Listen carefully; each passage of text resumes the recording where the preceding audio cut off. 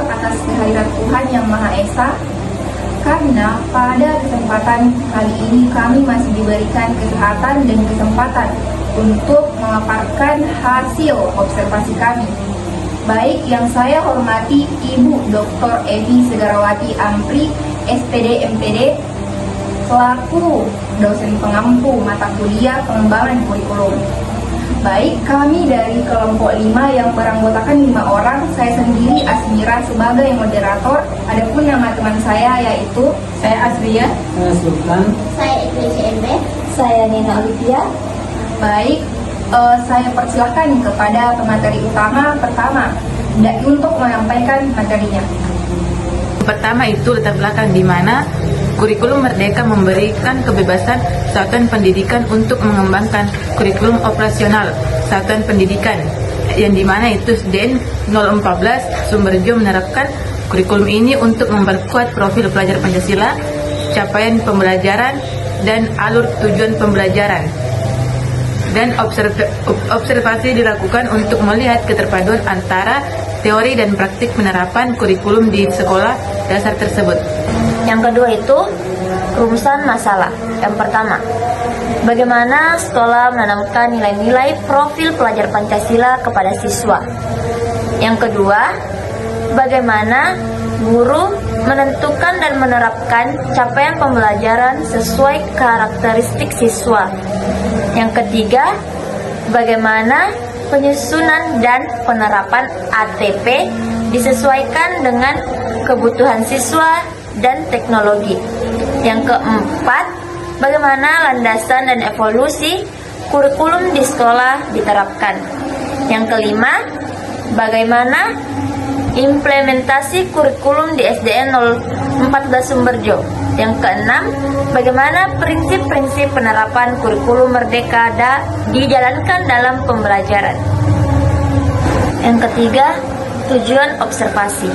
Mengetahui penerapan nilai profil pelajar Pancasila di sekolah, memahami cara guru menyusun dan melaksanakan capaian pembelajaran, menelah penerapan alur tujuan pembelajaran berbasis kebutuhan siswa, mengidentifikasikan landasan dan evolusi kurikulum dari aspek filosofis, psikologis, sosiologis, dan historis, mengamati implementasi dan prinsip kurikulum Merdeka dalam kegiatan belajar mengajar. Kemudian landasan dan evolusi kurikulum. Yang pertama yaitu filosofis, yaitu menekankan pengembangan karakter dan nilai kemanusiaan. Kemudian psikologis, menyesuaikan pembelajaran dengan fase perkembangan siswa. Kemudian sosiologis dan historis, mengintegrasikan kearifan lokal dan budaya daerah ke dalam proyek profil pelajar Pancasila. Kemudian kurikulum dikembangkan agar adaptif terhadap perubahan zaman dan tetap berakar pada budaya nasional.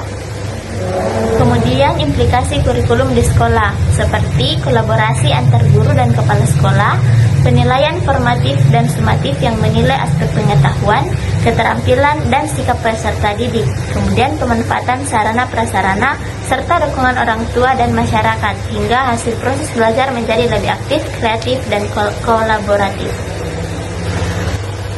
prinsip penerapan kurikulum Merdeka. Kemandirian. Siswa aktif mengeksplorasi pengetahuan melalui proyek dan refleksi diri. Diferensiasi guru.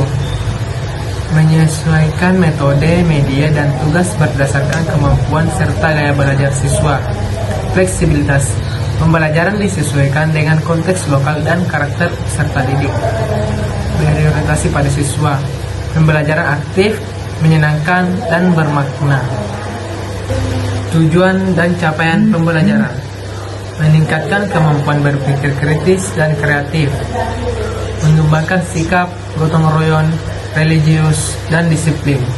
Menjadi individu berkarakter sesuai profil pelajar Pancasila. Baik, kesimpulan pada observasi kami yaitu kurikulum Merdeka di SDN 014 Sumberjo telah berjalan sesuai dengan prinsip rekayasa pedagogik, berpusat pada siswa dan nilai-nilai Pancasila.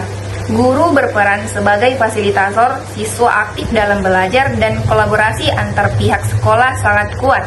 Namun, masih diperlukan peningkatan dalam pelatihan guru, penyediaan sarana dan prasarana, dan evaluasi berkelanjutan agar implementasi kurikulum semakin optimal dan berkelanjutan. Baik, itulah tadi pemaparan materi dari kelompok kami. Kurang dan lebihnya mohon dimaafkan. Wabillahi wal taufiq wal hidayah. Wassalamualaikum warahmatullahi wabarakatuh.